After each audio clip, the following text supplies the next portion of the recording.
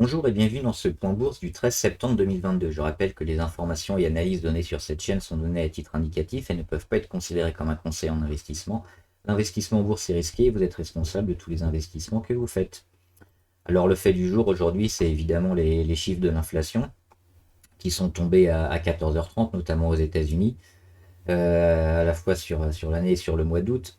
Et on attendait un léger recul sur le mois pour l'inflation et finalement c'est encore une légère hausse. Donc tous les efforts qui ont été faits de la part de la Fed notamment pour juguler l'inflation pour l'instant ont du mal à porter leurs fruits, même si on a arrêté la hausse exponentielle un peu de cette inflation. Elle continue d'être présente et on n'arrive pas à la juguler complètement. Donc c'est plutôt une mauvaise nouvelle parce qu'on attendait un léger repli de ce chiffre qui est tombé à 14h30 et qui a mis tous les marchés un peu dans le rouge. Alors on va le voir sur le CAC 40, le CAC 40 qui avait bien débuté, puisqu'il a débuté en léger gap haussier sur les 6350 environ. Il a fait une petite mèche haute et puis à 14h30, comme on va le voir en minutes, c'est plus flagrant. Hop, à 14h30, ici, les chiffres de l'inflation sont tombés. Et évidemment, ça a dégringolé. On attendait un peu de positif et on a eu du négatif, donc beaucoup de mouvements sur les marchés. Ça a chuté et on arrive jusqu'ici, donc on perd moins 1,39% sur le CAC. C'est pas terrible et on va voir sur les marchés étrangers, c'est encore pire. Donc à quoi s'attendre maintenant pour la suite? On finit ici sur notre fameux support non, c'est pas celui-là. On finit sur un support intermédiaire des 6250, mais on a surtout celui-là, le support des 6089 sur lequel on va peut-être revenir dans quelques jours. La tendance, elle est toujours en correction, on est dans des sous-vagues. On a peut-être fait le plus haut d'une sous-vague intermédiaire et toujours en phase de construction, mais plutôt avec les chiffres qu'on a eu aujourd'hui, plutôt aller chercher vers le bas. Et c'est 6100 qui font un appel du pied qui seront certainement intéressants pour réinvestir entre-temps. On risque d'avoir pas mal de corrections vers les 6100 justement. Il faudra voir comment les US finissent aujourd'hui, mais à la mi-séance. Alors le Dow, là, il perd 2,60%. Donc c'est quand même assez important. On va le voir en graphique. Il est à 31 500. Donc il est ici. 31 500. Donc toujours pareil, comme le CAC dans sa phase de correction, dans une sous-vague. Et peut-être aussi, lui, en direction des 31 000. Et le Nasdaq. Le Nasdaq, il est ici. Bah, c'est encore pire à la mi-séance, mais on sait que le Nasdaq, il est un peu plus volatile généralement. Il perd 4,3% sur les 12 191 à la mi-séance. Donc le petit rebond qui avait été initié depuis quelques jours en prend un coup avec l'inflation. À voir s'il y a une réaction dès ce soir ou pas sur les US et dès demain. Sinon, bah, les niveaux, on les connaît, on ira chercher les niveaux pivots, on va revenir sur le CAC. Donc ces niveaux-là, des 6100, 6089 environ, et voir la force de la baisse, si elle est relativement jugulée dès demain, ou si on a encore des gros chandeliers, et auquel cas faudra agir en conséquence, monter les stops ou quitter les positions pour revenir plus tard, parce que là c'est quand même assez négatif, même si l'inflation, les chiffres sur la hausse de l'inflation ne sont pas catastrophiques non plus par rapport à ce qui était attendu. On est de l'ordre de, de 0,1 ou 0,2% de ce qui était attendu. Donc c'est pas non plus une grosse débandade. On va regarder les actions. Alors on va commencer par les US, forcément, compris un gros coup dans le nez. Alphabet, Google, qui perd quasiment 5%, on le voit, et qui casse son support, un support majeur, le support des 107, qui avait déjà été un peu enfoncé, mais là on le casse assez violemment. Peut-être en vue un autre support qui, celui-là, pourrait être intéressant pour du plus long terme. Pour l'instant, on n'est pas encore là, on va laisser le titre chuter, mais on voit. Alors c'est assez intéressant de voir aussi sur les US ceux qui étaient plutôt en forme, qui arrivent à s'en sortir un peu mieux. et les autres non. Amazon, pareil, hein, Amazon, on voit une situation un peu dégradée sur Amazon et ils perdent plus de 5%, quasiment 6%.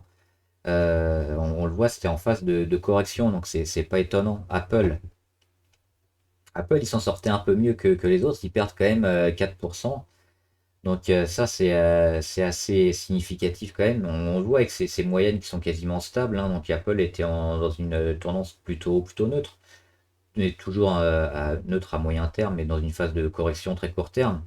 Et ils perdent quand même plus de 4%. Donc ça doit quand même alerter si les gros arrivent pas à encaisser une partie de la baisse par rapport aux autres. Il faut s'attendre quand même à pas mal de choses négatives sur les marchés. Bolloré, ils ont quasiment rendu tout ce qu'ils avaient gagné hier. Pour autant, la tendance n'est pas encore dégradée. Alors c'est ce que je disais en début de vidéo, c'est peut-être intelligent quand même de monter les stops et d'acter les plus-values si on a des prises de position sur les marchés assez récentes, parce que là, la baisse, si elle se continue demain, elle peut s'enchaîner pendant plusieurs jours d'affilée. Donc, pas oublier de prendre ses bénéfices quand même et puis de revenir sur les marchés un peu plus tard. À Bipost, on arrive sur une zone charnière ici, la zone des 5,99 qu'il faudra défendre, hein. Auquel cas on pourra invalider puis passer sous la moyenne à 200. Ça pourrait être ennuyeux. Le Brent également, le Brent, alors qui dit inflation dit récession, dit baisse de la production, donc baisse de la demande aussi du pétrole. Le pétrole qui a des chances quand même d'aller corriger aussi ces prochains jours, ces prochaines heures, donc ça vaut le coup. Là aussi de prendre une position contre le pétrole, c'est ce que j'ai fait aujourd'hui, donc je me suis mis en short sur le Brent, on verra. L'objectif il est probablement là, autour des 90, donc j'allais chercher 2-3%. Avec des effets de levier, on arrivera rapidement à 30, 60 ou 80%, selon les leviers qu'on prend. Dassault Aviation qui résiste. Alors Dassault, j'ai mis ce petit carré ici, c'est le carré de porte d'entrée intéressant, hein, dans lequel la valeur doit rester, doit rebondir. Elle arrive ici sur sa moyenne à 200. Normalement, elle doit être achetée, elle doit être soutenue et elle doit repartir à la hausse. Si c'est pas le cas, euh, il faudra oublier Dassault Aviation, mais sinon, si elle arrive à repartir et puis à accrocher ici ces 135, on aura une confirmation d'une reprise sur Dassault et ce sera, si vous n'êtes pas en position, un signal d'achat très intéressant. Donc on surveille ces deux niveaux, hein, 135 pour recasser à la hausse, pour signaler un achat, ou sinon la moyenne à 200 qui doit être confirmée et sur lequel on ne doit pas descendre. On a cette petite zone autour des 130, 131 qu'il faut tenir pour Dassault, mais elle s'en sort quand même plutôt bien, hein. Elle est stable alors que tous les autres chutent. Entre particuliers, pareil, c'est une action un peu plus spéculative, mais elle est intéressante parce qu'on tient la moyenne à 200 et puis la moitié du gros chandelier de breakout ici sur les 3,05. La moyenne à 200 qui est quasiment au même niveau, hein, sur les 3,05. Donc tant qu'on a une accumulation ici à ce niveau-là, c'est intéressant parce qu'il y a pas mal de monde qui se place. Le titre n'est pas vendu après sa grosse explosion. Donc on peut s'attendre à une nouvelle poussée haussière sur le titre. L'euro-dollar qui a assez chuté aussi, hein, l'euro qui, suite à l'annonce des chiffres, a pas bien aimé. Pour autant, est-ce qu'on peut y voir un début de baisse sur l'euro? Peut-être pas, hein. On a l'habitude d'avoir des mouvements assez forts et sur quelques jours sur l'euro-dollar. Il revient ici pour l'instant, hein, la séance n'est pas terminée, mais il revient sur sa moyenne à 20 jours. Il est un peu comprimé entre les deux, entre la 20 et la 50. C'est ça qu'il faudra tenir. Par contre, si on va évidemment sur les 0,99, là on aura un signe très négatif. Mais tant qu'on arrive à aller chercher cette moyenne à 50 ici autour des 1,01, 1,02, 1,015 plutôt, ça peut être intéressant parce qu'on va avoir des chandeliers verts, des chandeliers rouges, mais tant qu'on travaille cette zone ici autour de la moyenne à 50, on peut espérer toujours un retour de l'euro qu'on peut voir comme ça, hein. Qu'on peut voir un peu comme ça. un nouveau canal haussier hein, sur l'euro-dollar, donc en faveur de l'euro. EuroAPI justement, alors c'est la filiale de Sanofi, hein, intéressant, pourquoi? Parce qu'elle vient de casser ici son plus haut historique à 17 264, elle le casse et finit au-dessus, donc c'est peut-être un signal d'achat intéressant, hein. Elle avait du mal à le dépasser, c'est une valeur très récente hein, qui cote depuis le mois de mai seulement, mai 2022, et qui est toujours plutôt en phase ascendante, en phase de croissance, donc une valeur médicale intéressante à avoir. Sur Euronext, EuroAPI.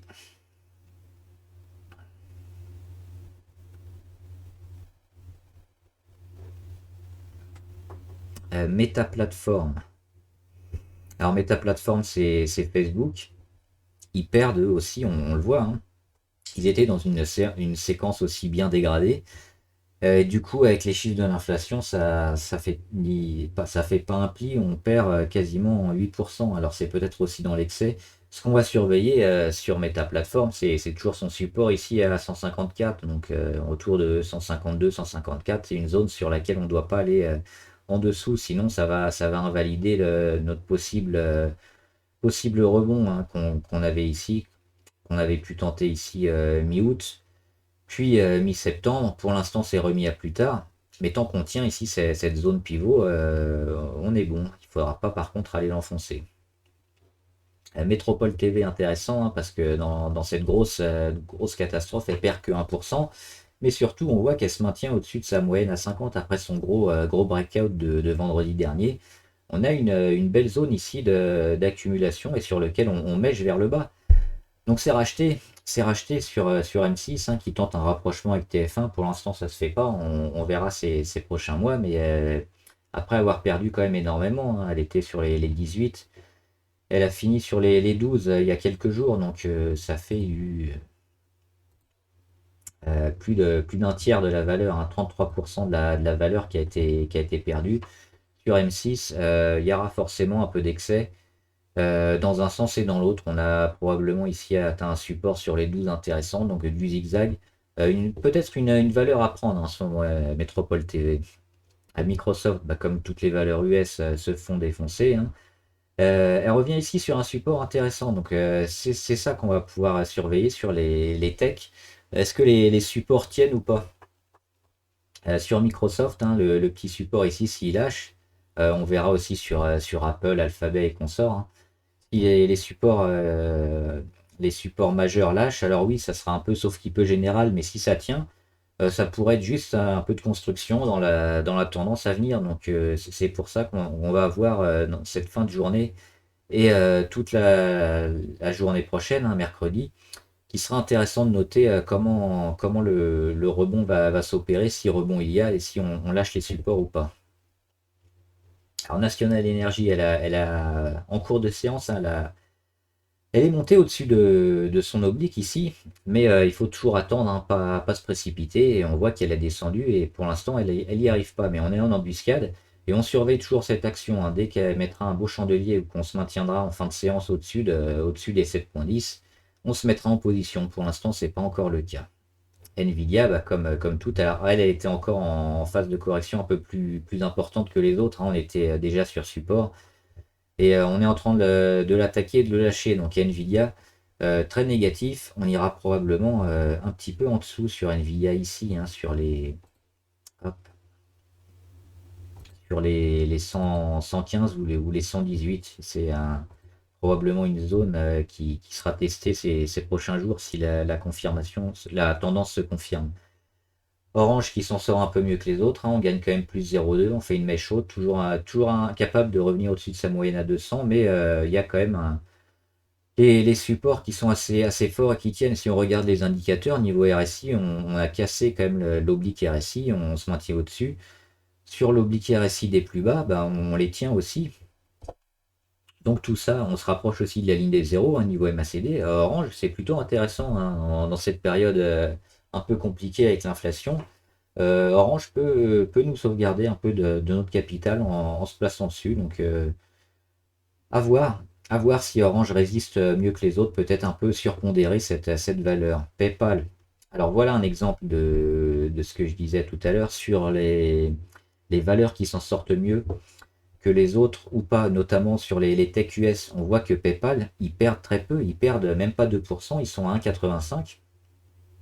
Ils sont même en vert par rapport à l'ouverture, hein. Ils ont gagné par rapport à l'ouverture.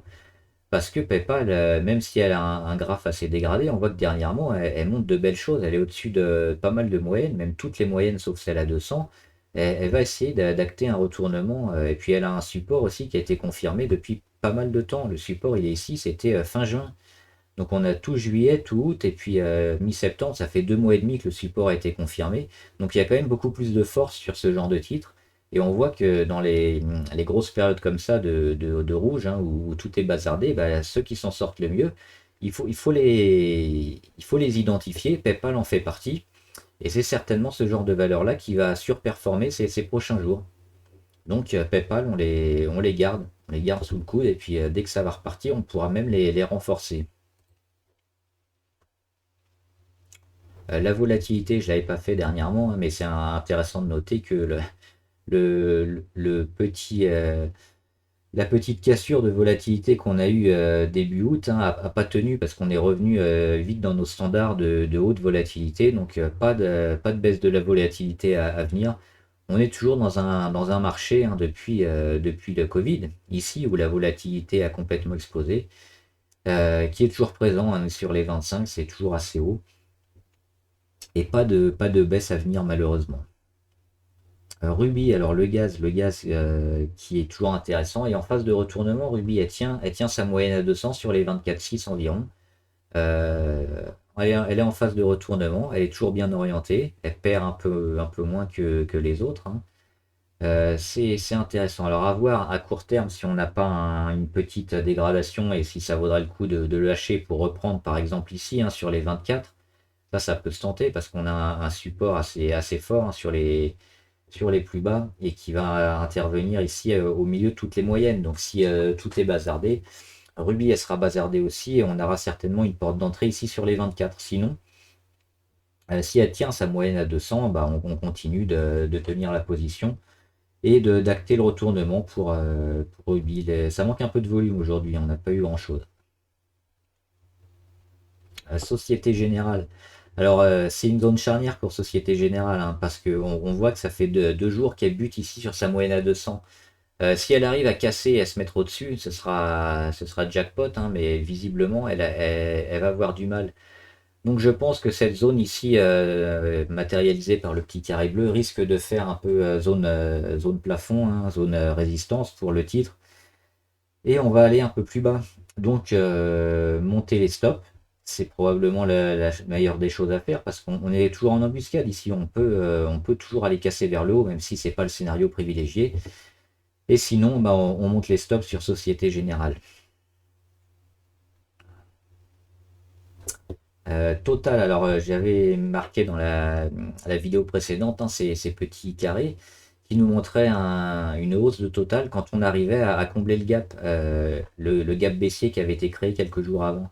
Alors ici, il a été créé ici entre le 6 et le 7 septembre, et pour l'instant, on ne l'a pas comblé le gap, donc on n'a pas la confirmation. Tant qu'on n'a pas réussi à combler ce gap-là, on n'a pas la confirmation de relance haussière sur Total, donc on attend.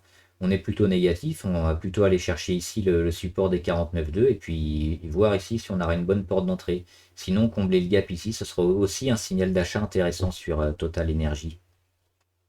Ubisoft, hein, qui a perdu beaucoup en fin de séance, 4,5, mais toujours dans une optique moyen-long terme, c'est une belle porte d'entrée, hein. Ubisoft sous les 40, on risque de le regretter dans 3-4 mois.